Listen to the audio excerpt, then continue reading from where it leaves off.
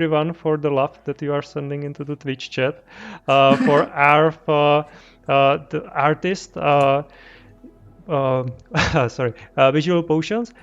She has a birthday today, and she also is doing first drop in what's this platform? Makerspace. Maker's Place. Yeah, sorry guys. Yeah, you can see I'm not a pro in this, but I have two things going for me. One is this wonderful sword called Somnium Space. We are in the park.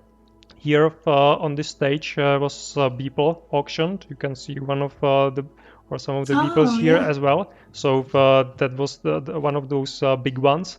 So that's that. But you can see other cool sculptures here, all in 3D. Weather is currently holding up. Let's see if we will be lucky for the rest of the show, or you will see some rain as well. But yeah, let's just go to the studio, which is really close from here, and let's get slowly started. I will just before we get there, I will give you a little bit descriptions on these landmarks. So Okay. the red one, that's the prison. Yeah, don't get banned here. You end up there. Then the big like brownish one, that's the planetarium. This is the main Somnium Space Tower. There is the lake house. Near the lake house there are some cars that you can drive today. uh, it's actually a limited opportunity because there will need not be later. This is the lake, and this is my favorite property, the floating island.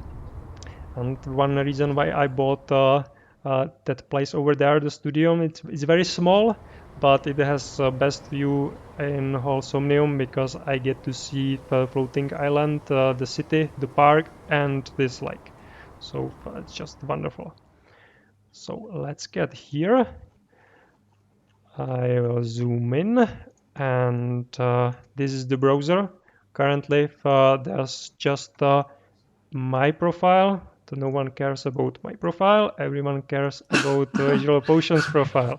So let's put it there and let her introduce herself. Yeah, so hello everyone, welcome to the stream. I'm Natalie, also known as Visual Potions, and I'm a digital artist from the Netherlands.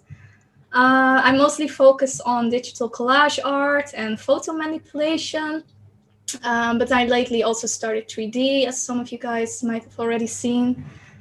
I always try to create this dreamy, surreal, trippy kind of worlds. And this can be either like from scratch, like a total new world, or make something surreal happen in the current world we are living in. And yeah, that's actually a bit about me and my art and what I do. Yeah, so you can see that I'm using this virtual browser.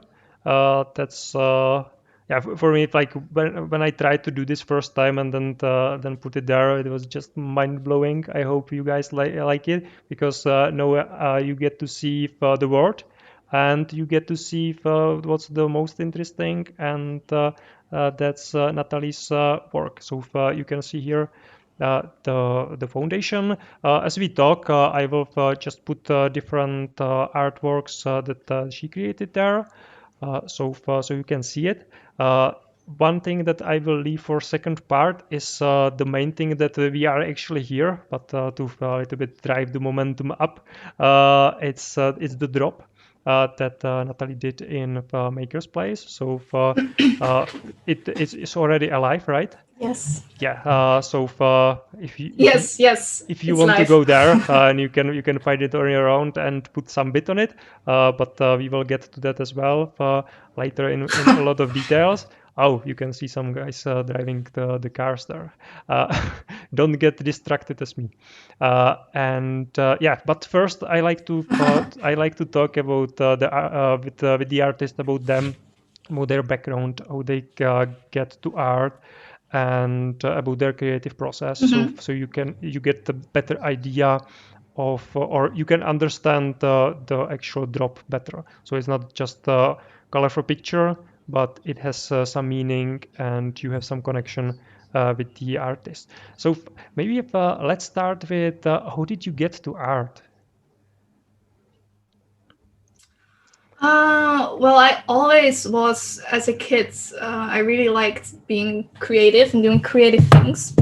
But I was not like the best at drawing or painting or anything, but I still liked it. And I had, as a kid, this really rich fantasy, and I was always creating worlds in my head and in games and such, but I never could really visualize it into art.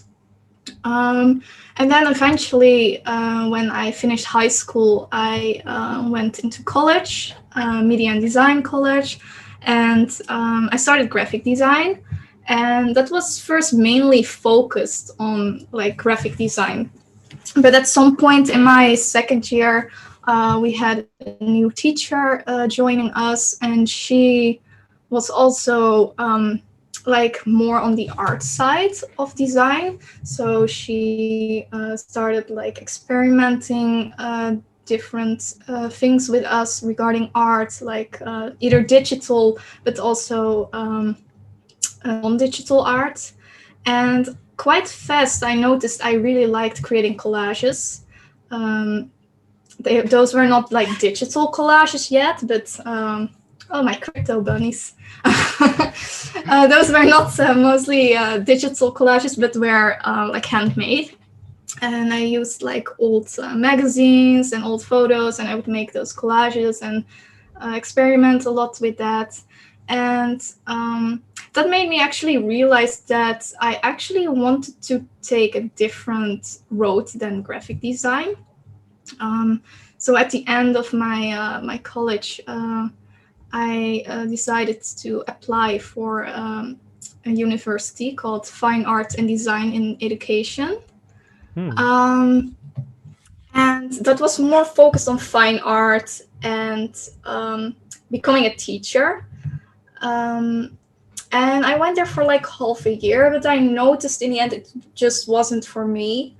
There was a lot of pressure. You had to like produce a lot of creative ideas and art in such a short time, and I just noticed it didn't work for me.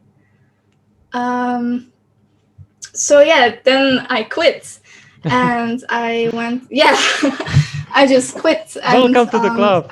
Me too. So yeah, I don't feel so bad I now. quit university. And this is not to give an example to people to quit university or anything, because if you like it and you're doing well, please just go and see it through. But for me, a lot has happened in the year before, and I just couldn't handle it well at that moment. So I decided to quit, and I started a 40-hour office job as a graphic designer.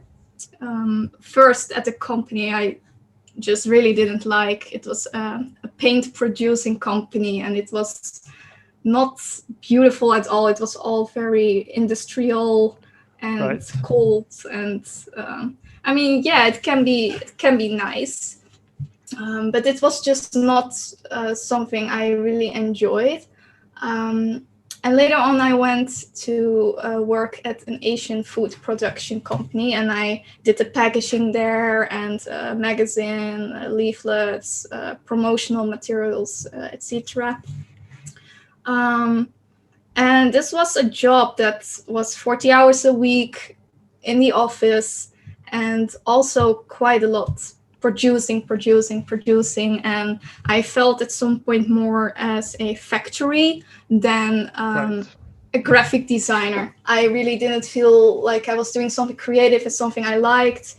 And I just noticed at some point I was just staring at my screen for 50 minutes long, and it was just not for me.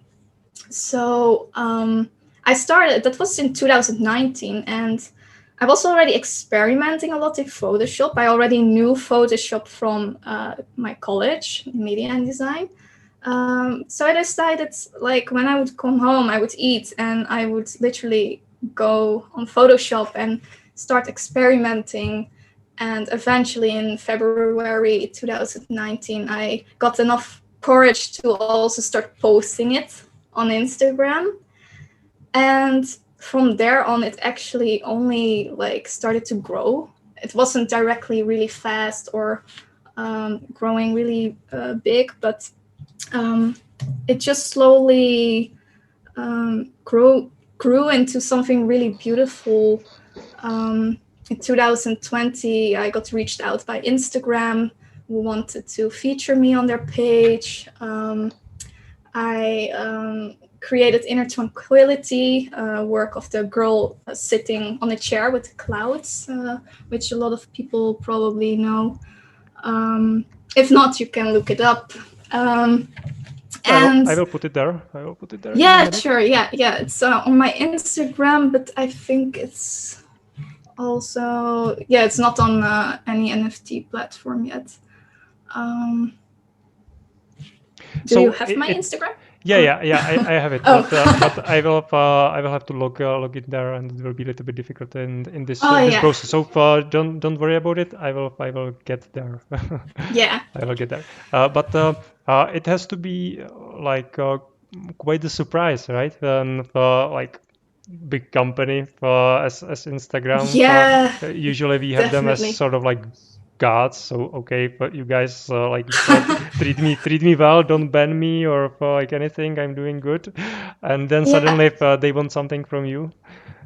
Yeah, well, at first I thought it was a scam because it was from some random account who wrote me and said like, I would like to feature you on Instagram. And at first I didn't trust it because it was quite like, like a shady name and stuff. But in the end, I got reached out per email with official Instagram handle. And they said they really liked Inner Tranquility. And it was like in 2020. So it was like at the time that Corona started to take quite a big role in our lives. And for a lot of people, Inner Tranquility really represented the lockdown really well. Meanwhile, the piece was actually created before Corona at least started in the Netherlands and the lockdown started.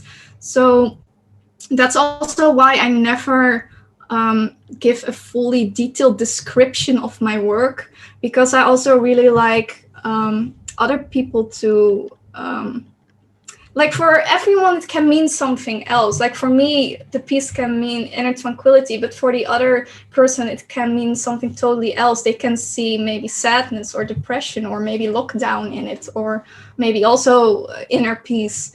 So I always give like a small detail of the work, but I also leave it open for the beholder to say so, to come up with something.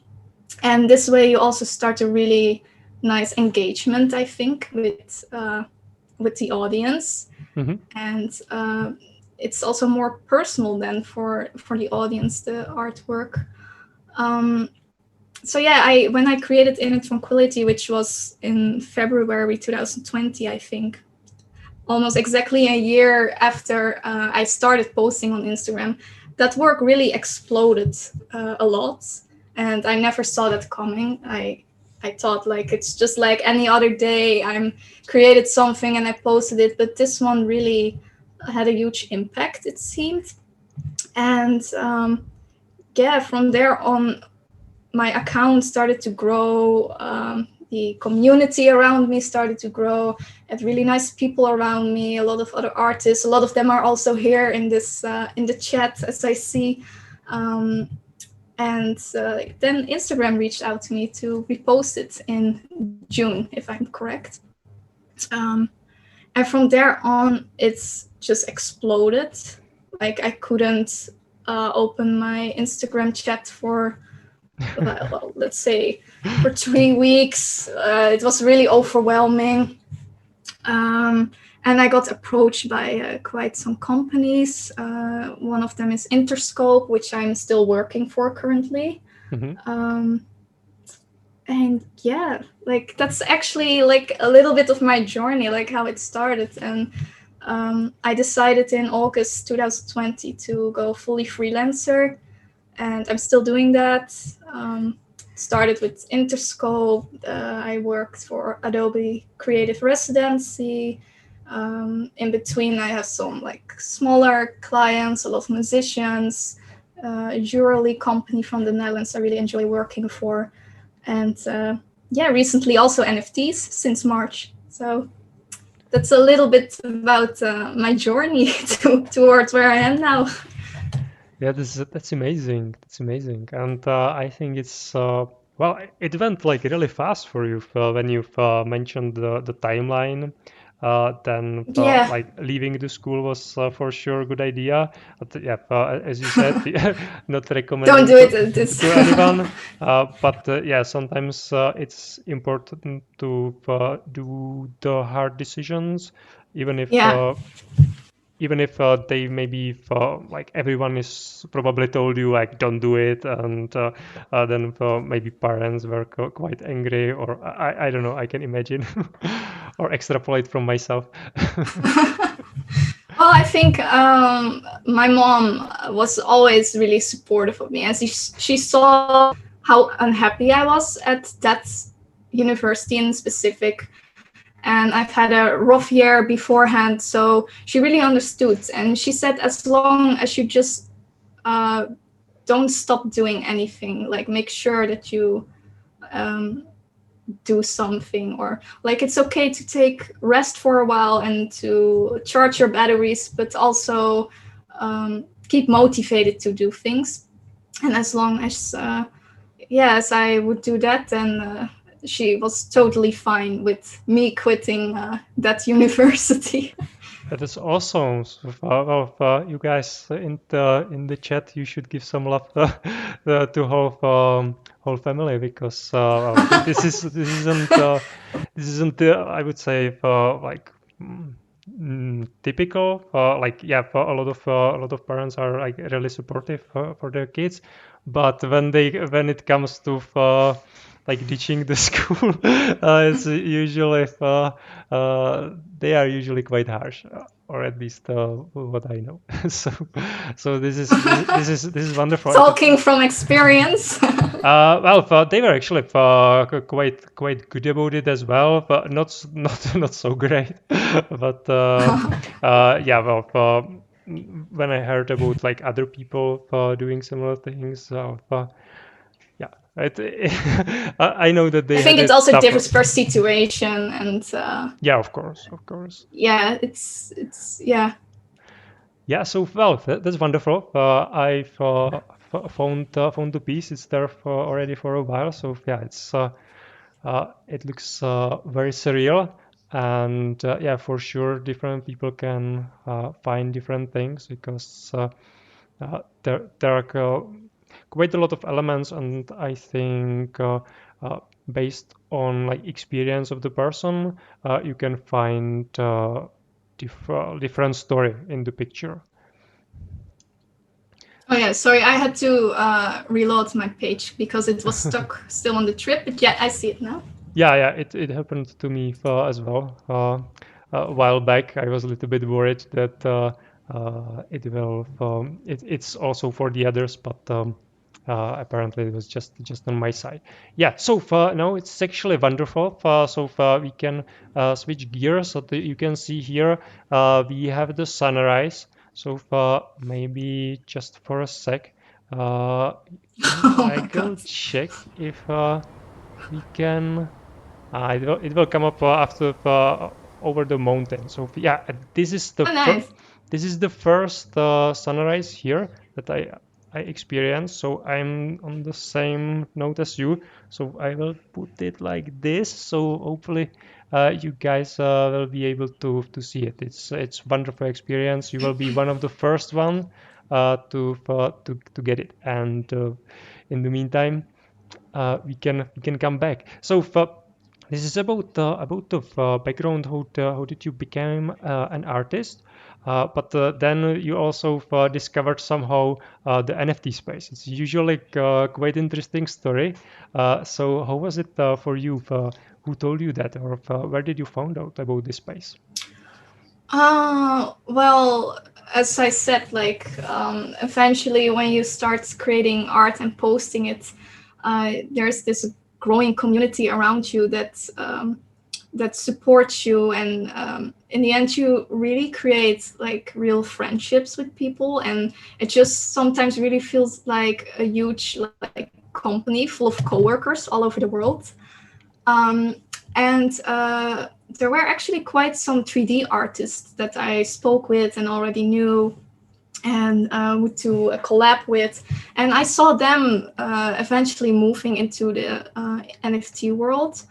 And that's actually when I got interested in it, and I started to do more research and like would my work be fit for it and what was on the market at that moment. And that was like in December, but I still was a bit unsure about it. I was like never really into crypto in general, like Bitcoins or Ethereum. Like I literally had no clue.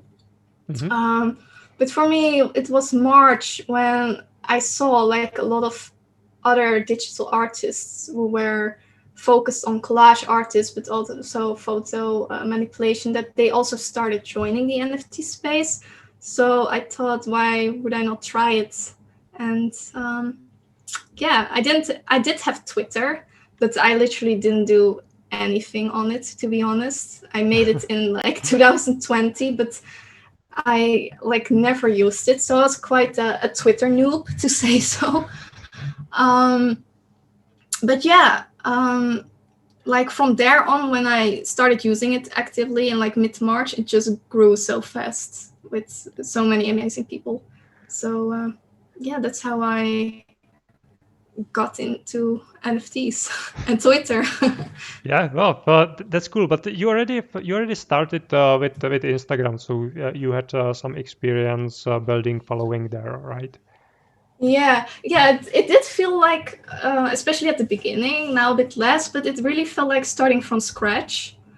Because I noticed quite fast that the Instagram audience that I had wasn't that interested in NFTs at all. And so I really started from scratch on Twitter. But as I said, there are so many supportive and loving people around who wants to support your art and help each other. So yeah, it grew so fast. I still cannot believe like that I already sold like quite some works in such a short time. Yeah, and I'm really happy about that. Yeah, I think it's actually the experience for a lot of artists, especially the ones that were successful like pre-NFT era. I don't know if, if we can like say like before NFT and after NFT, but I feel that for a lot of artists, it's really like that, and especially the ones do working a lot in the physical world. Is that they sometimes have like a really big Instagram following, but now they suddenly discovered, well, I actually like need to do this weird Twitter thing, which doesn't make any sense. Like it's like short messages. I'm doing art, so what the hell?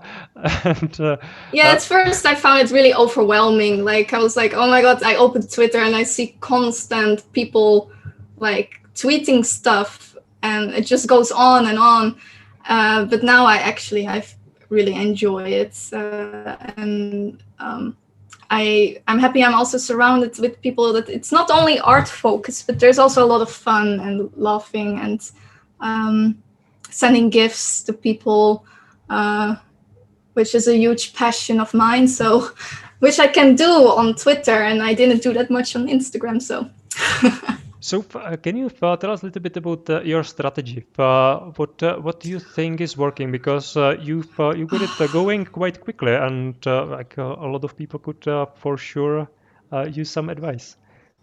You mean like regarding like growing Twitter or like selling NFTs? Well, let's do both, but let's start with Twitter.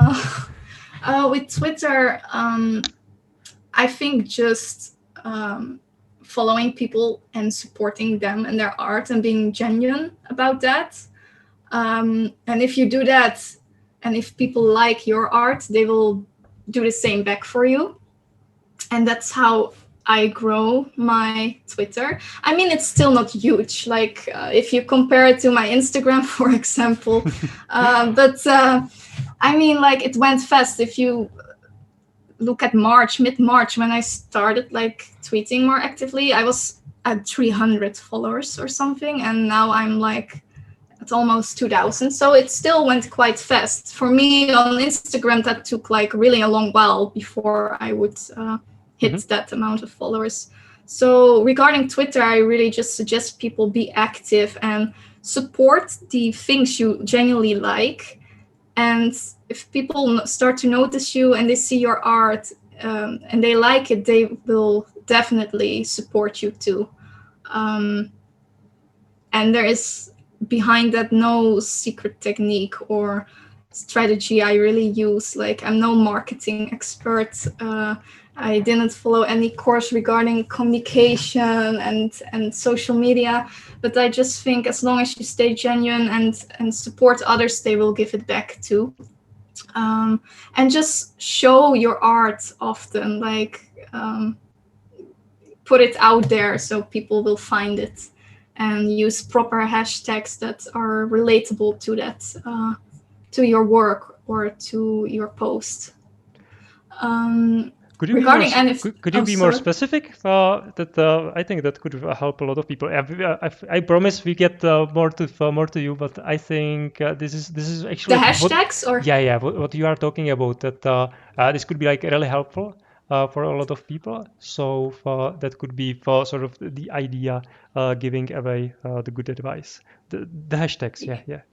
Yeah. Well, what I noticed back from Instagram, it's so important that you use hashtags that are relatable to your work. Like, so your work ends up in the page of people that have that interest. Like, for example, if people are interested in moons and you create something with the moon, make sure to add hashtag moon in your work. That's a really simple example. Regarding Twitter, it's a bit different because you want to be found by collectors, I think. So I often use like hashtag NFT, crypto art. I think original content artist is also quite a big one on Twitter, because people look there for original art. Outside of hashtags, I also just think it's important to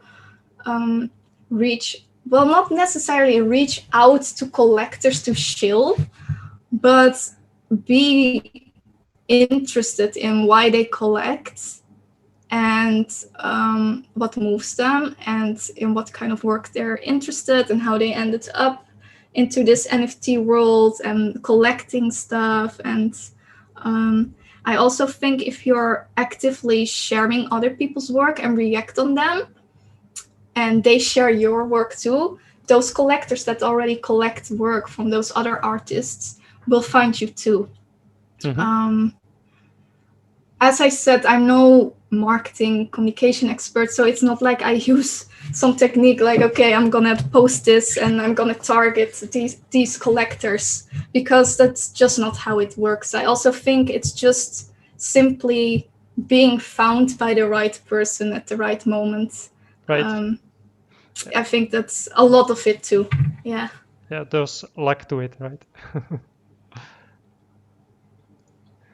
Yes, those I think are wonderful advices. And how I look at it is that like really the digital space is now coming more personal from being just like in past just doing like mass marketing, and then the company started doing like some targeting quote unquote personalized marketing, but it was more about to get you not about really like caring about you. And now with the social networks, it really becomes that everyone is their own brand, and it's about the personal relationship again.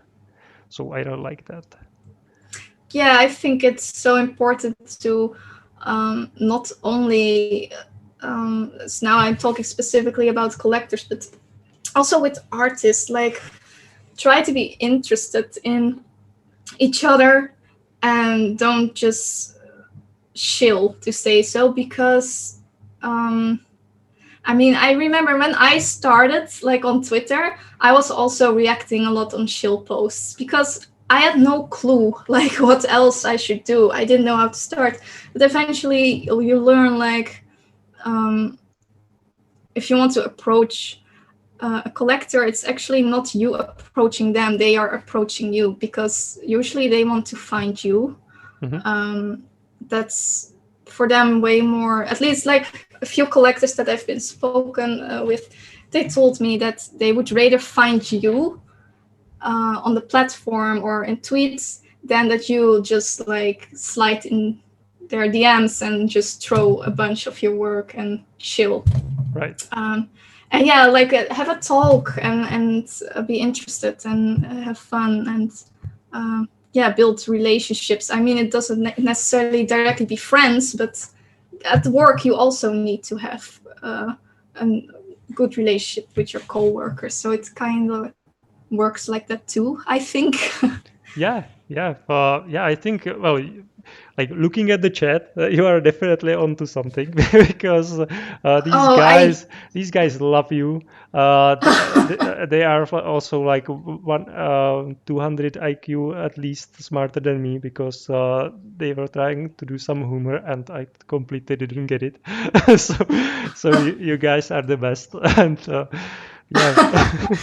Yeah, I try to read, like sometimes I see a lot, but I'm so bad at multitasking. I'm really clumsy.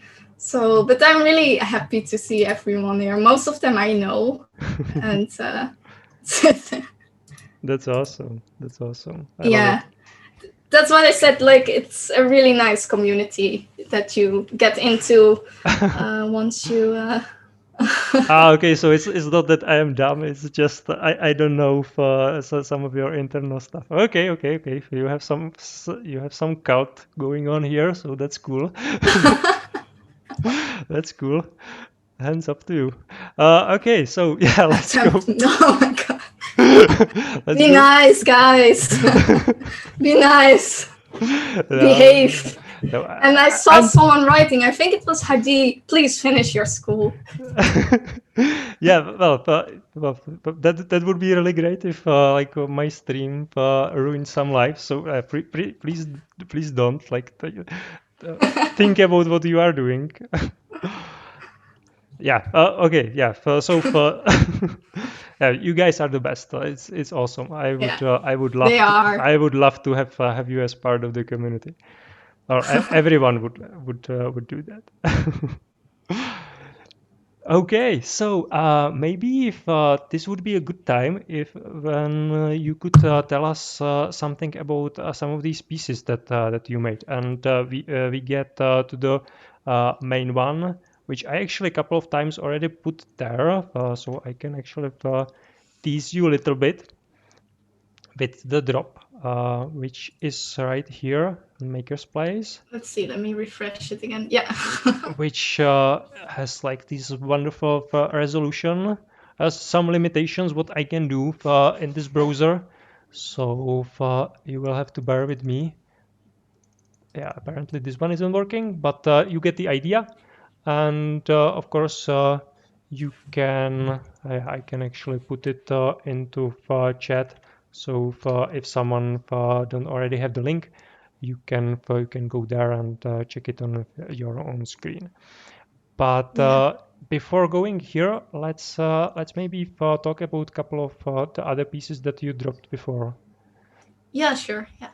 So yeah, no, it will take a little while to load. You can see the cars over there. They are amphibious. They're going in the water. Yeah, they are on top of the water. Those are some cool cars. Yeah, actually, when I was driving one, I've managed to hit some other guy and made a like forward flip with it and landed on the tires. So it was pretty cool.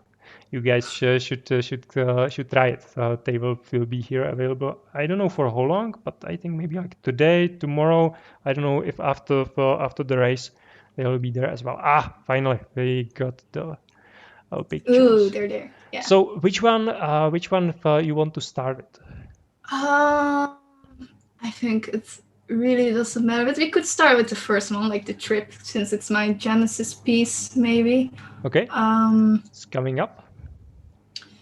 Yeah, well, with the trip, I actually, like I said, I really like to either make surreal worlds or make something surreal happen in the existing world we are living in. And the focus on this one was actually creating something that maybe is there but cannot be seen by humans.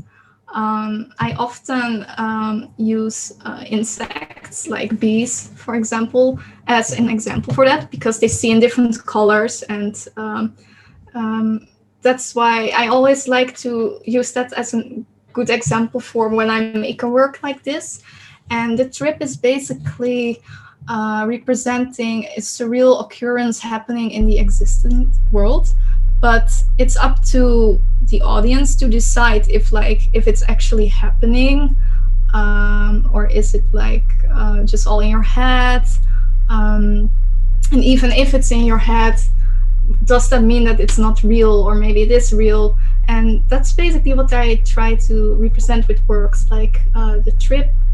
I always like to add a moon in my work. It won't be in all of my works, but the moon has always been, since I was a little child, like one of my biggest inspiration sources. I always would look at pictures of it and drawings, and it's like this the shape and the shininess of it, and just really inspires me. And using, normally it's in the sky, but I really like to put it like also like just for example in a world, like on the ground, and it directly gives this dreamy surrealistic vibe to it that I really like. And that's also one of my main guidelines I always follow, like dreamy, surreal, trippy, making something happen in the real world or creating a new world. And yeah, I think that's the biggest part I enjoy about creating, because the world as it is can be already really beautiful, but I think with this kind of art you can create the worlds that are in your head. And as I said, I was never the best at drawing and painting, but when I found out about photo manipulation and collage art and 3D, I really felt like I could use my creativity at its fullest potential and just create the worlds that I've always had in my mind, and making things happen that are maybe not possible in the real world, or maybe they are, but we just don't see them. And the trip is a really good representation for that. Yeah, it's my Genesis piece. It's colorful. I like using either soft colors, but also neon colors, bright colors. Like to use a lot of pink because it's a color that you don't often see like in nature. I mean, you see it in flowers, but like there's no pink grass in real, for example. And I would like to live in a world where there is pink grass. So that's why yeah. So yeah, that's actually like the main focus on all of my works, and it's specifically for the trip to make a surreal occurrence happen in the existing world. Yeah. Yeah, that's amazing. And yeah, I don't know if you guys, well, you were here from the beginning, so you were able to see how the park looks like. So it was the different colors, but pretty surreal as well. And yeah, I loved it. Yeah, at night with all those pink neon colors. yeah, and you get to actually even here, you get to buy the parcels, and you get to buy actually a world which is like separate instance, smaller than this bigger one, but you can do whatever you like there. You Oh. are just limited on megabyte size of the space, and Yeah. so you can actually create worlds like this and live in them. So yeah, I would for sure love, because I can see even in your artwork that you are progressing, and they are becoming more and more intricate and complex. Oh, thank you. So maybe if like in a year, 2, 3 years time, you will be designing serial worlds for Somnium or other metaverses, and we will not I just mean, we will not just be sitting here in the metaverse and looking into it, but we will be able to be inside and actually experience walking in forest like this. It would be pretty cool. yeah. I mean, I would love that. It's definitely something I always like had in mind, that I someday wanted to make like an experience of my works, and that could be either like in a room full of beamers, surrounded by beamers, and playing some video film with surreal occurrences in them. But also like in VR nowadays, you can do so much. And yeah, as I said, I recently started 3D too, and there's so much to learn still in there too, and I think it's a huge playground, literally. And I really hope to evolve in that too, and be able to make my works even more an experience for people, that they actually can be pulled in there more. So yeah, that's definitely something like that I hope to be able to do in I mean, like maybe in a year, maybe in 2 years. We'll have to see how it goes. Awesome, awesome. I think your guys will love it, and me too. I think at this point I didn't want to do it, but you guys are legends. So you can see here one of Oh, you, Vash. I'm sorry, or Vish. You might know not how to pronounce it. oh, thank you so much. Yeah, you already have one bit, and I heard some people talking about some bidding war. So far, go ahead. uh, for sure, there's space. You can go. I'm trying to look at it too now. Wish. Yes. Yeah. Ah. So. Uh, Wish. yeah. I'm not very smart from what was written there. Probably Bash. I like Bash. So hopefully you guys will not kill me. Wish, more like wish. Okay. Uh, no, no, no. I'm pretty sure that you're just like trying to, uh, Poor Wish. yeah, make me feel even worse than before. Yeah, they're really naughty. Yeah, but no, they're giving us some love, so that's great. But yeah, let's Yeah. let's get back. Let's get back to this wonderful Kill wonderful you. piece. Oh, With oh the yeah. with the Sorry. with the cloud coming into the room. Yeah, but you guys that are going to just see the recording, you are missing so much. So next time you need to make it for the live show, because this is truly epic. Okay, go ahead, Nat. Yeah, like one of my main inspiration sources is nature, the sky, clouds, the moon, and I'm mostly drawn to dusk and nighttime themed works. Um, and here I just wanted to really represent a lullaby that was literally like a visualization of a lullaby. And that was basically like making those clouds like come into the room, um, like you would fall asleep slowly. And that this is like a visualization of that, like falling asleep slowly with a lullaby, and slowly your dreams entering through the window, and you can step inside it, and it will take you to places literally. Um, and yeah, as I said, I really love dreamy and surreal occurrences. So this felt like at the same time as making a visualization of something dreamy and taking you to your dreams, I also wanted to be surreal, so something that's like not possible. And I think this work really represents that. It's wonderful. It's wonderful. So let's know for. I will pick one more, and Yeah, sure. I know which one is my favorite, and Okay. then we will go to the drop, and then there will be space for questions. For so many people that are here, I will give you a link to our Zoom. I will Oh, they trust. can join the Zoom call. I will trust you that you will not make some huge audio problems there. But I think it would be like pretty cool to actually have you there and be able to ask the questions directly. So Yeah, let's give sure. it a try. Yeah, I trust you Yes. guys. On good faith. Yeah, so I really like this one.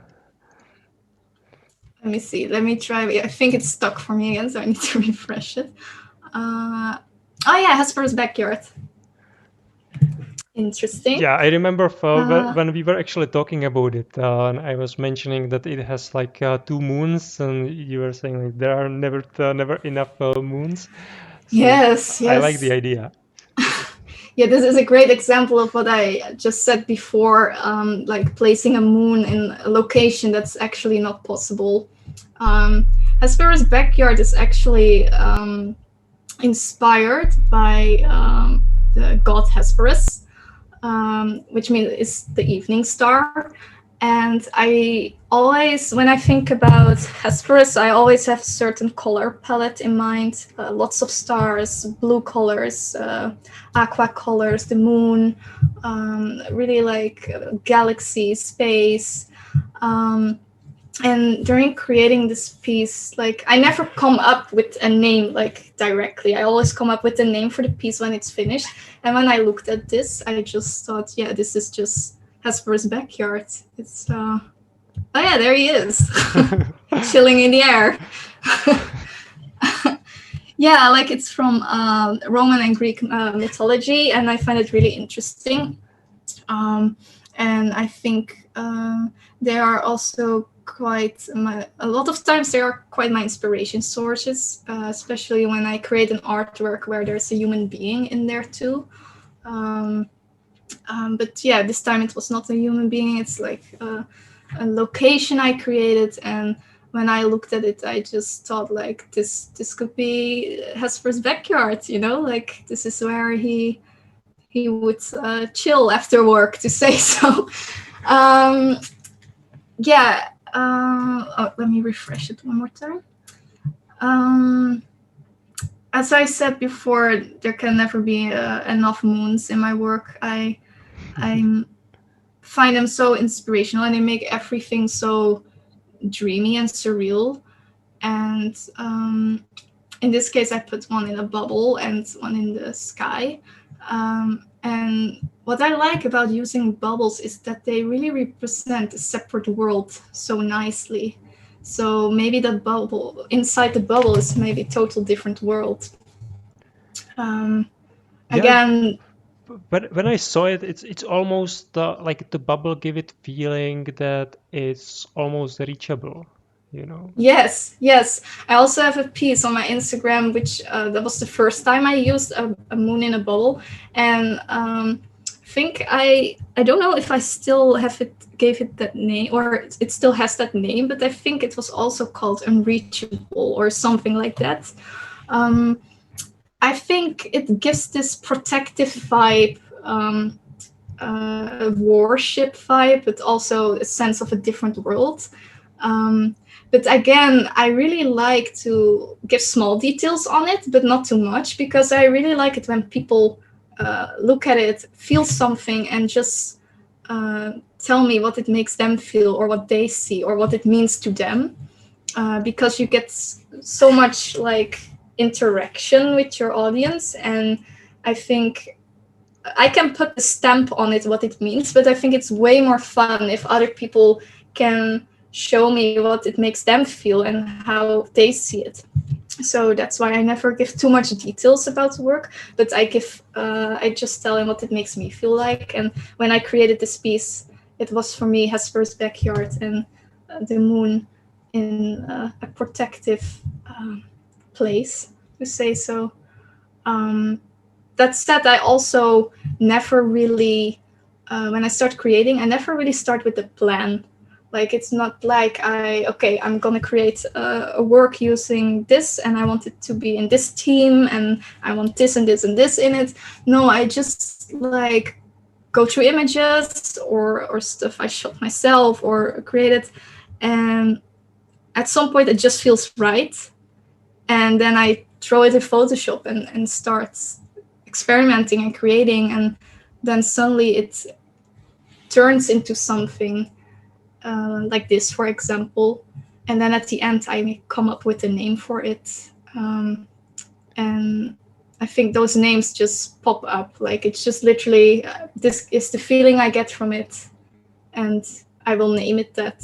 Sometimes it's maybe really cliche or a bit weird or crazy, but for me, I think it's so important to just, the first thing you feel about a piece, that you name it that works best for me. Yeah. Yeah, I like to look at it as sort of modern archaeology, because you know that something is there, but you need to uncover it, and then you name it somehow, which you said at the end. Yeah, as I said, it can mean for anyone something else. So yeah. That's what I really like to hear from anyone, from, oh, it reminds me of this, or it makes me feel this, without me putting a stamp on it, like, this is it and this is how you should feel about it. Yeah, I like this one, but it's like for me like playful. It like kids and the bubbles, so it's sort of like make you like touch it. So like what happens if I break this one? But then, well, there's like a moon, so there could be some like another word, as you said. So well, Yeah, or let's maybe everything like not. collapses. You never know. Yeah. So maybe like let's rather not. But what would happen if? Yeah. I must say, like, creating these kind of pieces, I watched like a year ago. I started watching Twin Peaks, and I must say, like, for me, that was also such an inspiration for creating those worlds, because it gives so much more meaning to it. And David Lynch, the creator of Twin Peaks, he also doesn't fill in everything. Like, he doesn't give you exactly like, this is it and this is how it goes. And he also leaves it open for the audience to fill it in and makes it mysterious. And I also really like to do that with my works. Yeah, that's wonderful. Let's now switch to the main thing of the evening. Yes. Well, it's different time of the day for everyone, but for me it's evening. So let's call it Yeah, for evening. me too. Yeah, for Somnium Space it's probably like lunchtime. So tell us more about this one. This is like incredible level of detail. Yeah, so this is light sources, and it's basically an ode to all the light sources in our life. And this can be taken like literally, but also metaphorically. I really wanted to bring different light sources together and make the sky represent them. But as I said before, I never start with a plan before I start creating. It's not like I already know what kind of work I want to create or the theme of it. It's just not how me and my creativity work. Of course, this differs when you do commissions for someone, then there are some guidelines. But when I create my own work, then I really like to just start without a plan. I knew for this piece that I really wanted to do something with chandeliers. For some reason, I got inspired by them, and I really felt like experimenting with them. This piece was also a lot more experimental than my other works, I think, because it was something new at the time when I created it, and a bit different from the works I made before. But it always stays in the same dreamy, ethereal, surreal, and trippy vibe that I try to aim for. And I wanted to add different light sources, like the chandeliers, the sun, the small moon. I wanted to bring it all together as like an ode to them. And that's why the piece is in the end called Light Sources. Yeah. It's wonderful, wonderful. And as I mentioned before, we already have one bit on this one. So it's a really wonderful piece. Yeah. I will not make the same mistake again as saying who did the bit. But he's a wonderful guy. The name I can't pronounce. I think he appreciates that.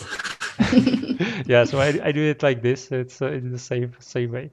Yeah, so far that's perfect.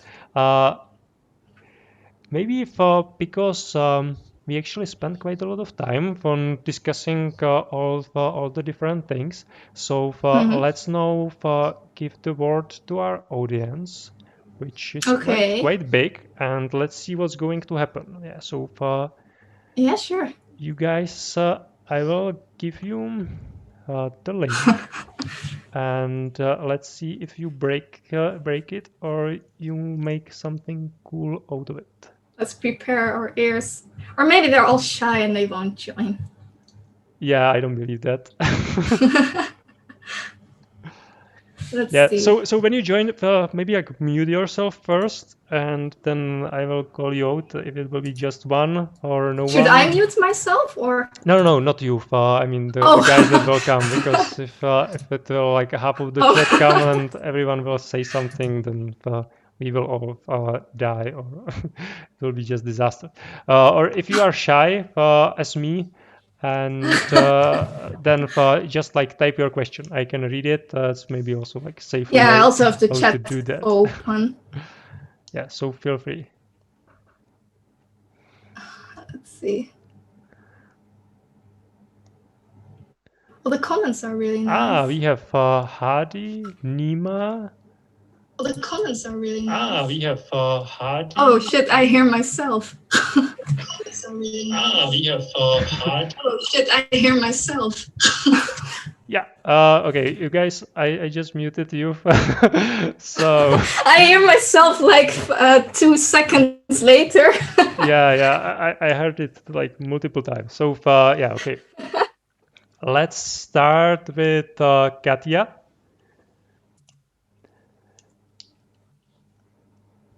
We can't hear you.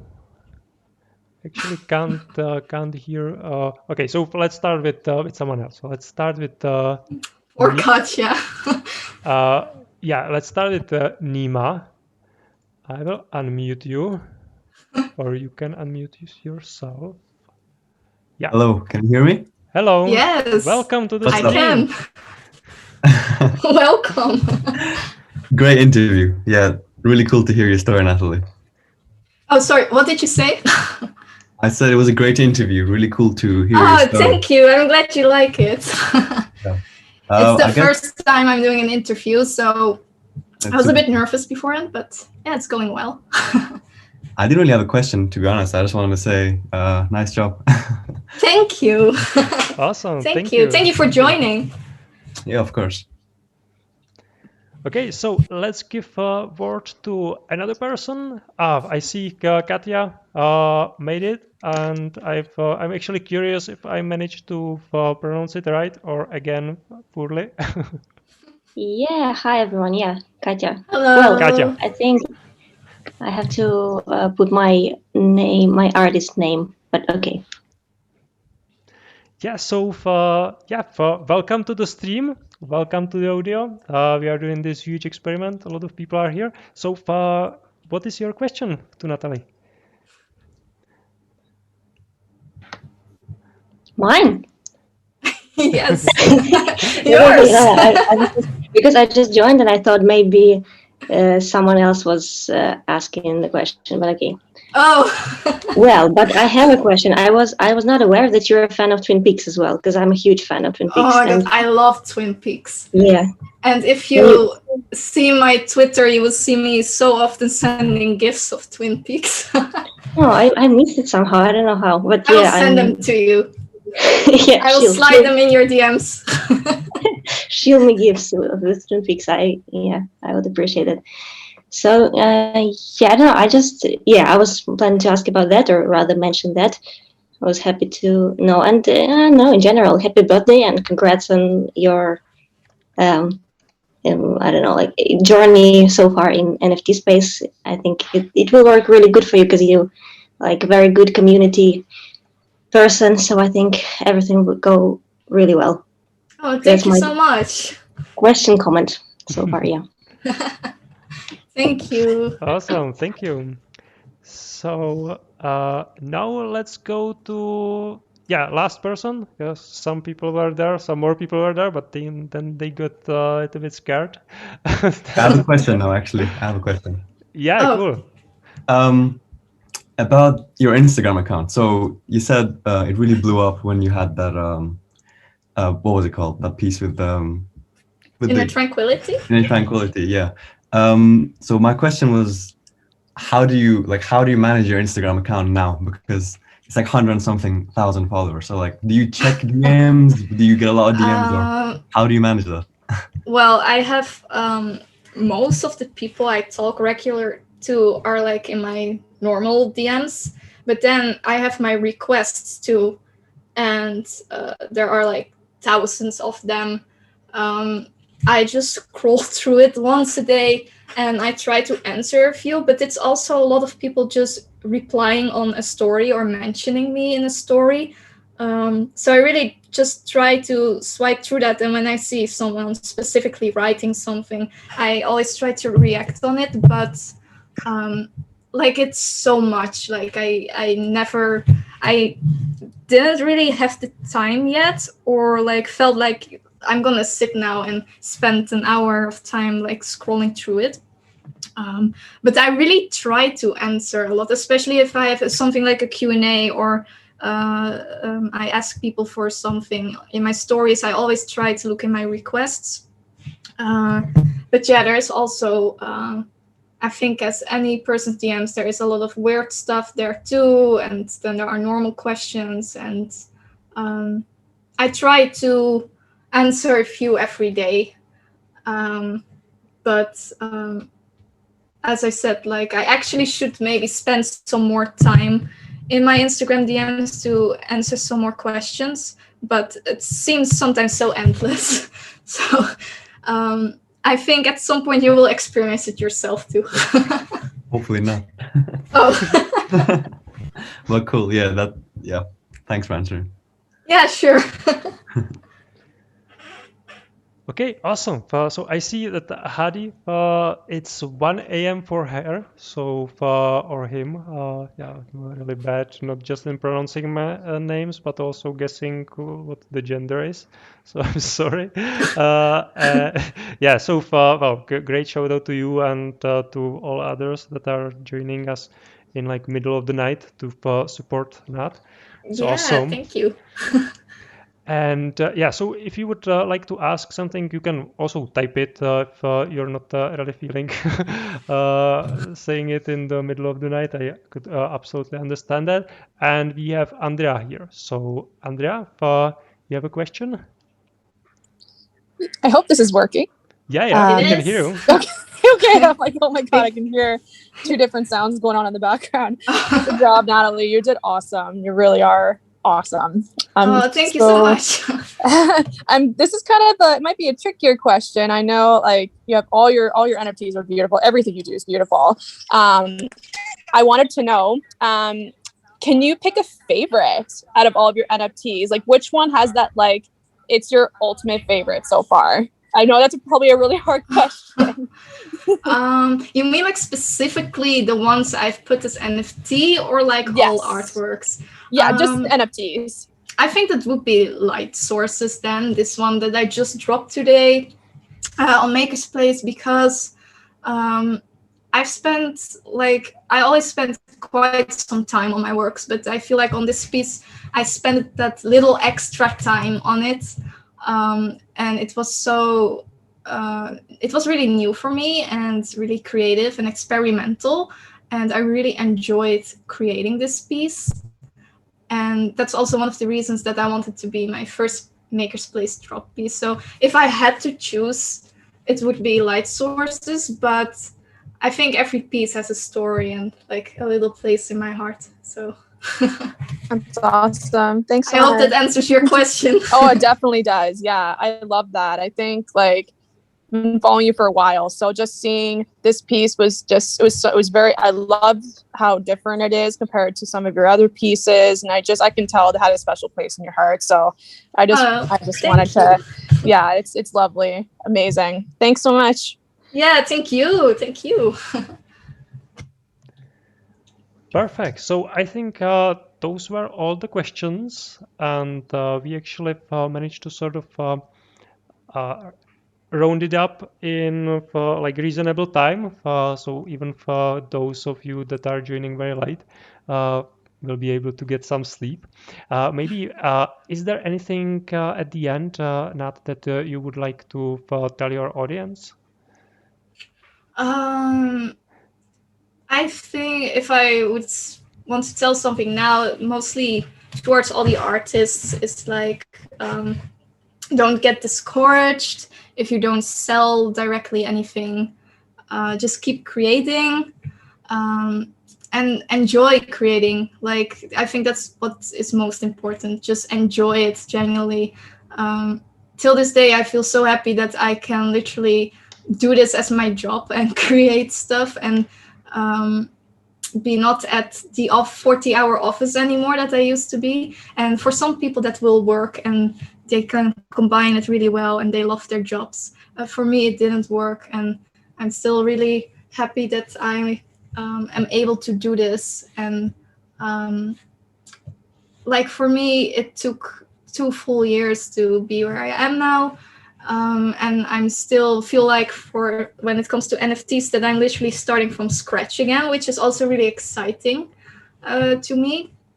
And at the beginning when I started my Instagram, it went really slow too. It's like growing flowers, watering a flower. It's just slowly like blooms. And for me, it feels like every year around February, March, something new happens. And I'm sure that will be for anyone else too.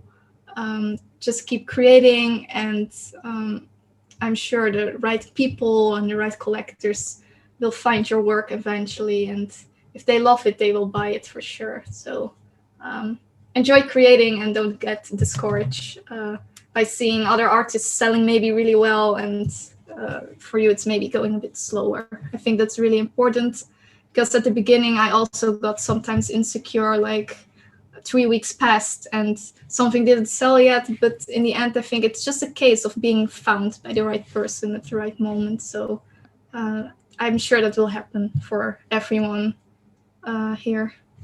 So that's just something I want to give to everyone.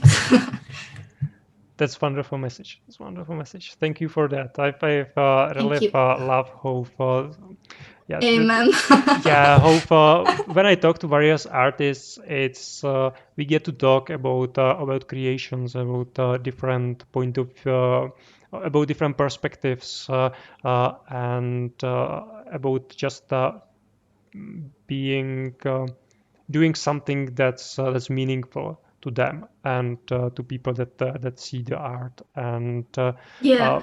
that get us to realize that yeah, it's great to get the sales, but well, if we were in this space for the sales, well, we can do the daily job as well, right?